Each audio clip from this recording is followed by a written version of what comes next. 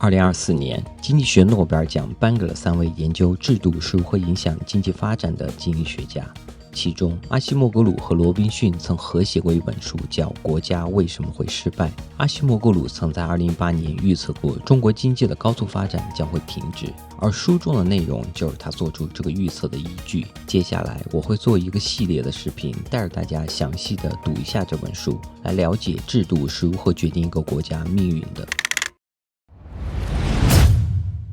在美洲大陆有一座石头城，它被一道栅栏分成了2部分，北边属于美国，这里的人平均收入在3万美元左右，孩子在学校读书，人们可以享受医疗等公共服务，无需担心安全问题。栅栏南边仅几尺之遥，情况却截然相反，这里是墨西哥的一处相对繁华的地区，但平均收入仅为北边的1/3。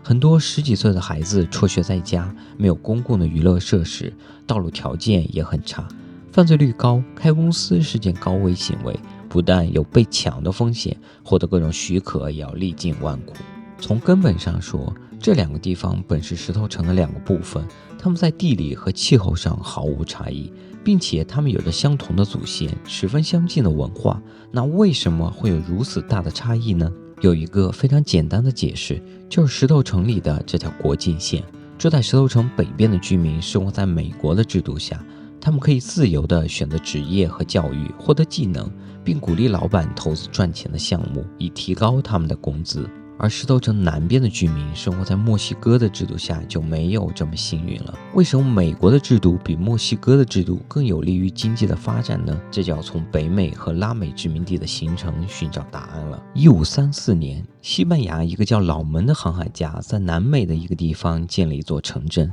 想要把这里发展成一个殖民地，但是这个地方的人没有那么听话，不愿意给西班牙人打工和提供食物，而且这里也没有可以开采的金银，所以他们就派出远征队去寻找更好的地方。1537年，一个叫老斯的人深入到巴拉纳河，接触到了瓜族人。瓜族人有西班牙人非常喜欢的特点，就是他们本身有强迫劳动和贡品制度，所以这个老斯就带领着西班牙的远征队迅速战胜了瓜族人，并在这里建立了城镇。随后还跟瓜族的公主通婚，成为了贵族，这样就可以顺理成章地强迫瓜族人上贡和工作了。西班牙人发现对付原住民最好的方式就俘获他们的首领，并把自己打造成土著的社会精英，掌控现有的征税、进贡和强迫劳动制度。书中还有一份关于西班牙人征服哥伦比亚的记载，记载中写道，他们在自己人之间分配城镇，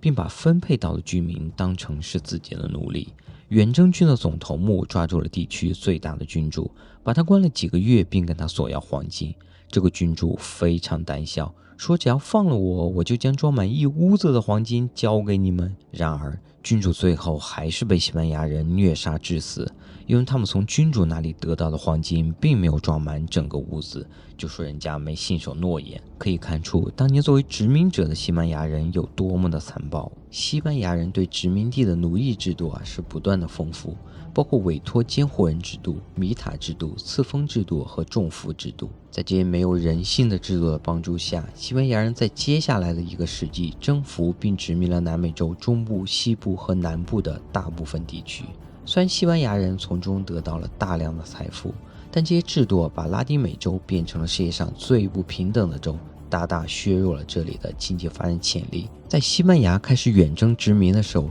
英国还是欧洲的一个小国。后来英国在西班牙的入侵战中获胜，这也是英国海上实力开始强大的标志。所以不出意外，英国也加入了殖民的事业。但是英国毕竟来晚了，所以只能选择北美大陆，因为北美是唯一还可以殖民的地方。这里有一个很有意思的事情，在当时殖民地的价值随着离太阳的距离而变化。在最热的印度群岛，每个人可以收获8英镑12先令，在南大陆收入为5英镑10先令，中部的收入为9先令，而最冷的北部的殖民地仅为2先令。再说回英国的殖民，英国负责殖民的是一家公司，叫弗吉尼亚公司，下面就简称为公司。他们在一个叫詹姆斯敦的地方登陆，这个地方有一个包含30个部落的部落联盟，联盟的酋长叫劳瓦，老瓦是一个非常谨慎的人，所以西班牙收买首领的那一套就行不通。举个例子，有一次英国人想要收买老瓦，就邀请他过来，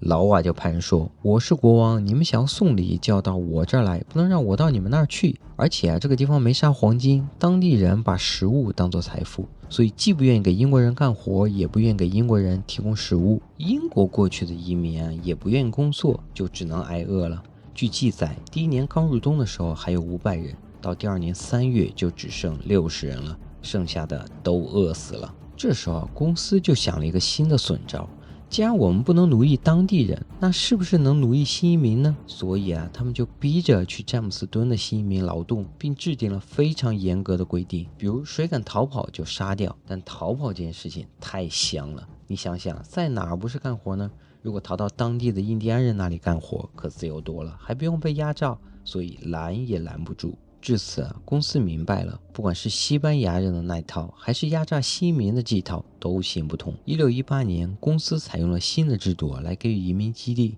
给每个男性移民50英亩土地，每增加一个家庭成员再给50英亩，就连家里的佣人带过去也可以得到50英亩的土地，并且引入了大议会制度，每个成年男子都有发言权，这就是美国民主的开始。到18世纪20年代，英国所有尝试给少数人权利的殖民地都失败了，后来成为美国的13块殖民地都具有相似的政治结构，有一个总督和一个建立在男性财产所有权上的议会，也正是这些揭开了美国后来独立的序幕。再来说说墨西哥的独立。1808年2月，拿破仑率领法国军队大败西班牙，西班牙通过了一个宪法，要求结束特权，引入法律面前人人平等的观念。但对于南美的精英们来讲，这个宪法非常讨厌，因为他们控制当地的私封制度和劳役制度，获取大量的财富，所以他们拒绝承认其合法性。但宪法总归是宪法，被西班牙殖民的墨西哥，它被强制接受。对此，精英们觉得最好的方法就是独立。所以说，墨西哥的独立是因为精英们想维护西班牙建立起来的剥削大众的经济制度，而不是为了民主和自由。而美国在大议会制度下拥有保护思想产权的专利制度，很多人靠自己发明专利致富。在1820到1845年期间，美国40%的专利是由只受过初等或更少教育的人发明的。典型的人物就是爱迪生，发明了灯泡和留声机，但是他也没受过正规教育。发明专利主要是为了赚钱，所以实在的方式就是自己创办企业。办企业需要资本。到1914年，美国有将近3万家银行，银行之间的竞争让有专利的人可以用非常低的利率拿到贷款，但墨西哥人就没那么好运了。1999年，墨西哥只有43家银行，其中2家银行还控制了60%的资本。垄断就意味着高利息，普通人很难去贷款。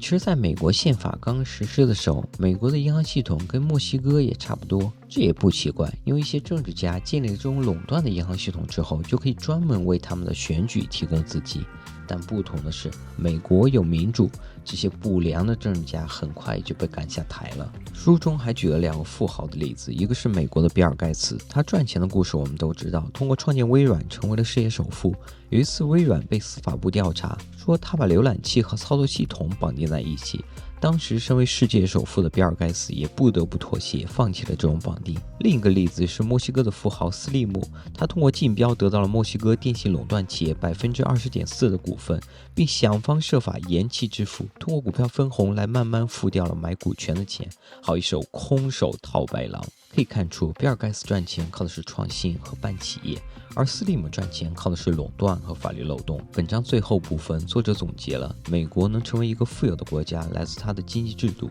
这种经济制度鼓励人们发明创造，帮助人们创办企业，并且给予企业家很高的安全感。但是政治制度也很重要，因为它决定了经济制度。尽管一个像美国那样的制度环境对墨西哥来说非常有帮助，但制度一旦形成就很难改变，往往根植于历史的发展。这个就像博弈论里的纳什均衡，有好的均衡和坏的均衡，但均衡一旦形成就很难改变，因为改变对每个人来说都会有利益损伤。比如在一个集权国家，老百姓一旦尝试破坏这种制度，轻则会被请去喝茶，重则可能会少几个器官。对统治者来说，破坏这种制度会使他们的利益产生重大损失。所以无论是老百姓还是统治者都没有激励去改变这种现存的制度。在第2章，作者首先提到了世界上有很多富有的国家，比如英美、加拿大、澳洲、日本等等，还有很多非常贫困的国家。如果你列出今天最富有的30个国家和最贫困的30个国家，你会发现名单和50年前并没有什么不同，